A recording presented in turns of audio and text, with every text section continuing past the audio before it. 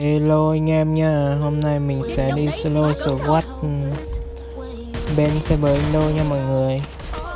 Bạn nào thấy hay thì nhớ ấn like và chia sẻ mà cho mình xin một đợt đăng ký nha mọi người. Cảm ơn mọi người đã xem video của mình nha. Bây giờ thì lên nhạc nào.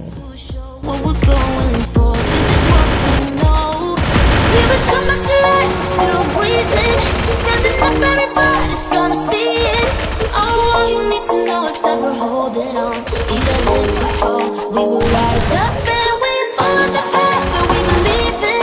No, we're not gonna stop until we reach it. All you need to know is that we're holding on. We rise up from the dust and clear my throat.